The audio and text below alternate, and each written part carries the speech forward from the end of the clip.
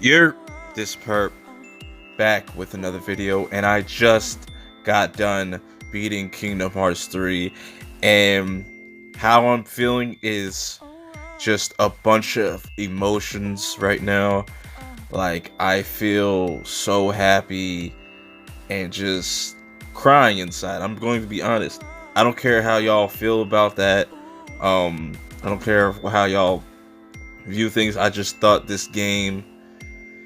But before I get into that, before I get into the review, I would like to let you guys know, I'll be breaking this down into 3 parts, pretty much by story, world and gameplay, and my final verdict of this whole entire game. But anyways, if you're new to this channel, hit that like and subscribe button. I'll have more Kingdom Hearts content coming. This is not the end, but let's get into the story, because that's the most controversial aspect of the Kingdom Hearts franchise as a whole. Now, me personally, I believe this was the best conclusion for the Xehanort saga. And yes, it may confuse certain people, but I think Kingdom Hearts 3 did an amazing job really giving all these different characters that we've known and loved over the years throughout the different games. I think they really gave everybody closure. And the way it ends, it's just amazing. Like, the way, I was not expecting this game to end the way it did, on such a high note. And I know a lot of people give the story like a hard time, saying it's confusing, nobody understands it, but they gave you so much like backstory and simplifying it. It's pretty much a simple story. It's a story of light and darkness. That's it.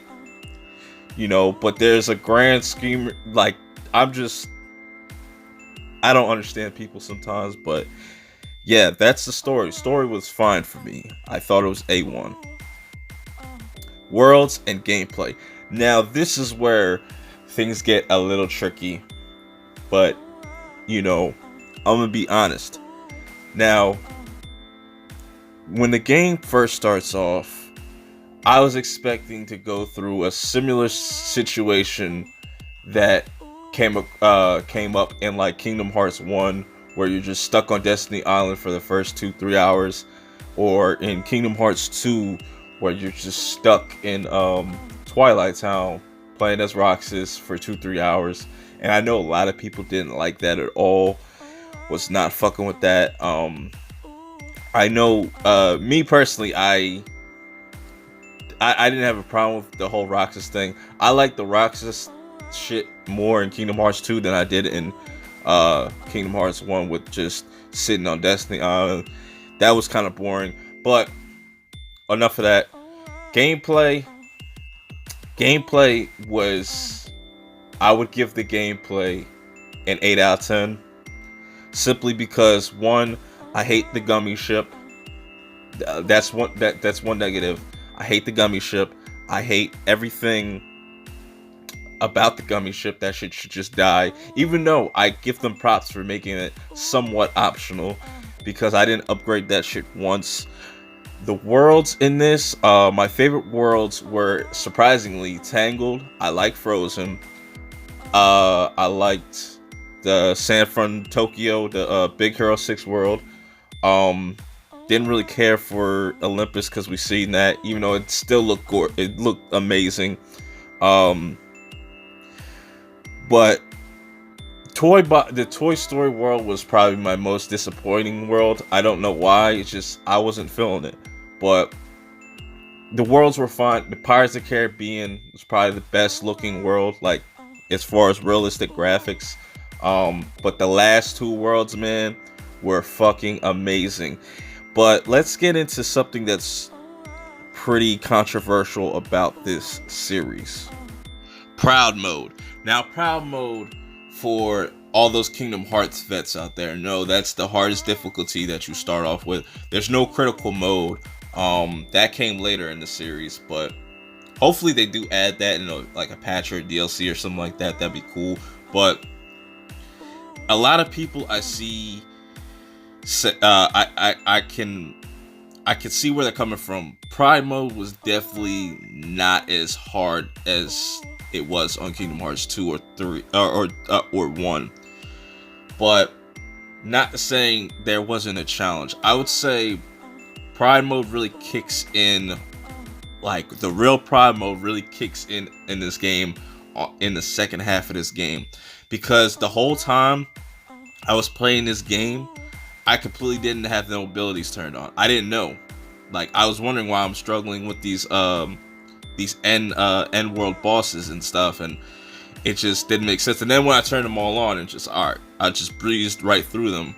But there was definitely some challenging moments with the bosses in the main worlds, but it didn't really hit me, or it didn't really start becoming a challenge until you get to the Keyblade graveyard and the final world, and where Xehanort is. And yeah, it didn't really get those last two worlds. Made me want to just tear out my head, like tear off my face, everything. But overall, great. I like the gameplay. The gameplay gets an 8 out of 10. But the final verdict of this game for me, being the last game of the Xehanort saga, I will have to give this game a 9.5. But I can say, with everything that I've gone through and played and watched in this whole entire franchise, this 13-year long wait for this third game, it was worth the wait. I think this is damn near a masterpiece. You could call that it's not even me being biased. Maybe it is, maybe it's not, I don't know. But for me, I think it answered a lot of questions, but it leaves me asking more questions, because we're definitely getting a Kingdom Hearts 4, and I cannot wait. And that reveal at the very end, like, you have to stay till like the end of the credits and stuff. The credits are like probably like 2-3 minutes long, but like there's a secret ending. I'm not going to spoil that for anybody that hasn't played the game, but that ending and the way they really tied everything together, it's just, I'm so ready for this new saga. I'm ready to see Sora's growth, because this is pretty much all about Sora's growth as a character, becoming this childlike character, and always needing friends by his side, always needing help, always relying on his friends to be there for him, his strength and his weakness. Now he stands on his own, and I love that. I cannot wait to see Kingdom Hearts 4 and beyond Sora, because I think we're gonna go into that game with a whole different mindset and a whole different feel to it. I think I don't know, man. This game is amazing. I cannot wait for Kingdom Hearts 4, even though it's going to be a while for that to come out. Hopefully we don't have to wait too long, not another 10 years. But I hope you guys enjoyed this review. That's all I got to say. Like, comment, subscribe, and let your heart be your guiding key. And I'm out.